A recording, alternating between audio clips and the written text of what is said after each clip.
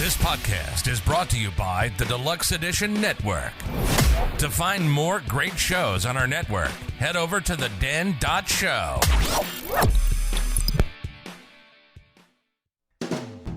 And we're back. Reminds you of summer. No bitterness. It's a very good beach beer. Take on the world, one beer at a time. What is going on? And welcome to Take on the World, a beer review. Today we have something a little outside my wheelhouse. It's a double IPA. A double. And we were just doing a little research on what double IPA meant. Yeah, so you want to go ahead? Yeah, rock on that. So what I found was, in simplest terms, a double or Imperial IPA, which we have some of those too, they're actually the same thing. It's an IPA kicked up a notch. The Brewers Association defines an Imperial IPA as an IPA with color that is straw to medium amber, 6% or 8.4%, with hop aromas and flavors that are very high, but not aggressively bitter. So that's a good thing. So I want you to keep the not aggressive. What I get out of that is keep the not aggressively bitter in the back of your head. Okay.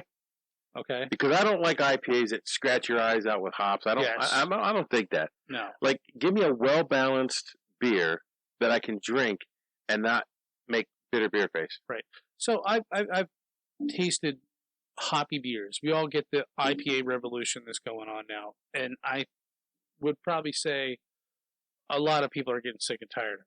Because I looked on the shelf and like the whole shelf was IPAs. I'm like, give me something else. Yeah, because I think the problem is that IPAs, if not done right, can tend to just all taste the same. I just tend to agree. Overly bitter, like with that strong pine taste. Now, some of the beers that we tasted have not had that. We've been lucky. We've had some well balanced beers. Yeah. And they've come out good. This one is Gulp Fiction, double IPA, and the can has an homage to Pulp Fiction on it, obviously. It's King County Brewers Collective from Brooklyn, New York. Their website is KCBCbeer.com, and it's the same on Facebook, Twitter, and Instagram. KCBC Beer. This beer is described by Untappd as a double IPA Imperial double. It's think of it as an IPA on crack, stronger smells, yes, but not the bitterness. Yeah, the IBUs it says NA. I don't know how it can be NA on an IPA, but we've fallen into this before. We see a lot of that on Untappd. The alcohol content is 8%, and the average on-tap rating is 4.16, which is good. So if you're just tuning in now, the IBU is the International Bitterness Unit, which you will get in some beers. And that's what turns you off. So the ABV is 8%, which is alcohol by volume. Yeah.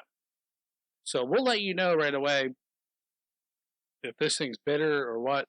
We'll give you the bitter beer face. Yeah. Remember that commercial? So tell us what this beer is about there, John.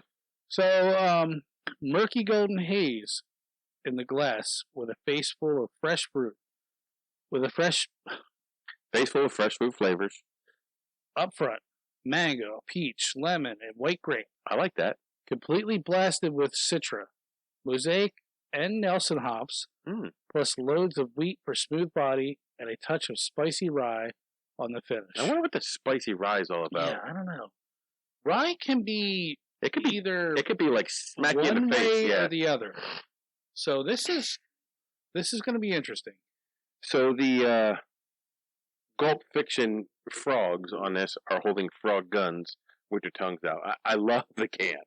Yeah, the can. That's why I bought it. I'll admit, because I love the movie Pulp Fiction. It's not the first time I've bought a beer because of the can. I think Or almost the whole show. Oh, wow. I popped that can on the table. Usually I pop it right up here by the microphone, and I smelled the hops from down here. Oh boy. Oh boy. So we'll see. We both said I get a little anxious when I hear an IPA with hops. Oh, it looks thick. Or not thick, it looks hazy. I like hazy. All right. It's another one you hold up to the LED light and you don't see through it. No, I think this is going to be different. It smells fruity. I do get fruitiness in it. I get fruity. hops. Like, hops hits me first. And then I get, like, a sweet fruit. Yeah. Like, almost a mango. Like, I get the mango. Yeah. Because I love mango. I think this is going to be good. All right, ready? You ready? Yeah. Let's try it out. Wow. That's a winner. When it first hit my tongue, I got hops. But it wasn't like, hops. It was hops, and then sweetness, and then the aftertaste is hops again. Okay. I got a completely different experience. Really? I hit the... That's because you're crazy and gay. Well, true, but it hit the roof of my mouth. Okay. And I got hops. Yeah, I got the hops right away. And then after that was just straight fruit. Well, I got fruit, but like as I'm sitting here talking, I taste the hops in the, like right back here. But you know what? I don't taste it back there, but I can kind of slightly... It develops as we go. It's not completely different. It was similar. Slightly different. I like it. I like it for double IPA, which usually I'll shy away from. Like, honestly, if I was walking through the beer store... I would buy this again.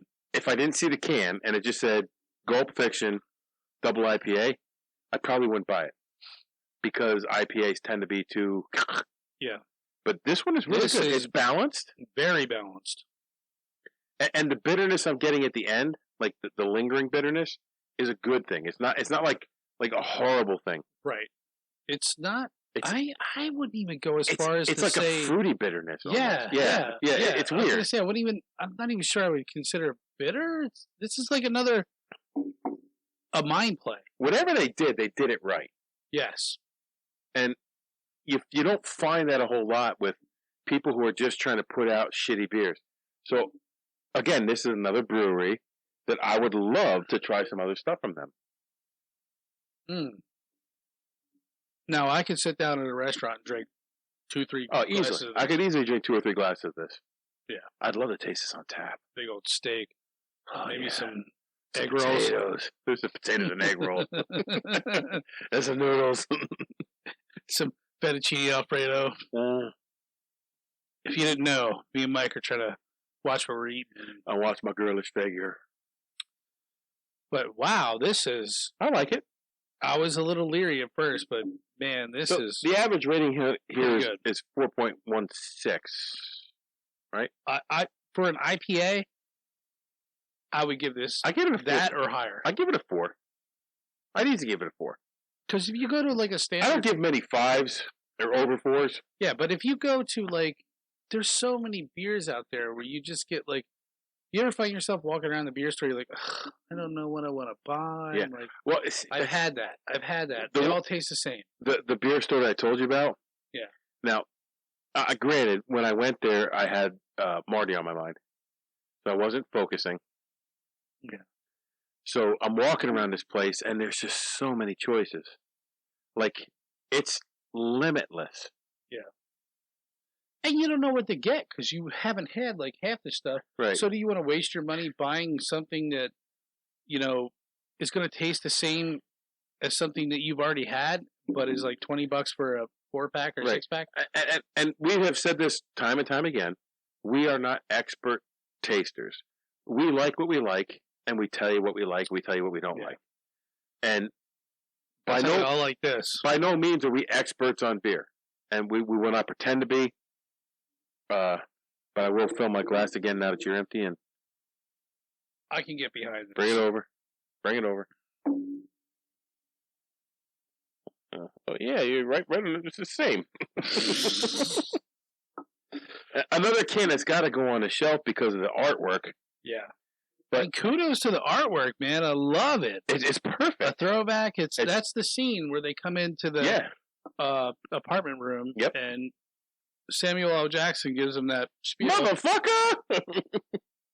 And honestly, our room has no more. Our shelf has no more room. There's because we have a can that fell down earlier. Yeah. Well, there's like maybe one if you move your phone. Yeah, but the phone's up there, so I don't. While we're doing. But man, that's we gotta get the wall up. We gotta get the wall up so we get. If we put this, I don't think your shelf has a lot of IPAs. It doesn't. I would put this right now as the top IPA on your shelf. I would too. This is the top IPA for us. Because I'm not an IPA guy, really. I'm not either. I got sick of IPAs. I love dark beers. I love them. And that's a lot of what's up there is dark beers. I gravitate to that. But this hands down is my favorite IPA. Yeah. Actually, well, if you want to, it's a double Imperial IPA. Yeah. Or, what do they call it? Imperial double. Fantastic job there. KCBC Brewing, Kings County Brewing Collective.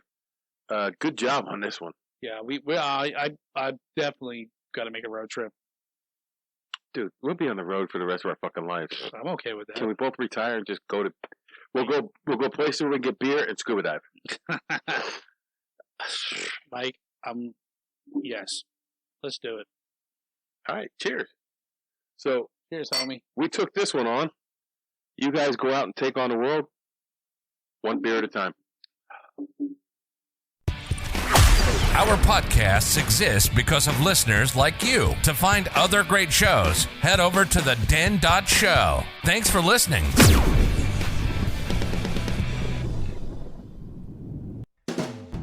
And we're back. Reminds you of summer. No bitterness. It's a very good beach beer. Take on the world, one beer at a time.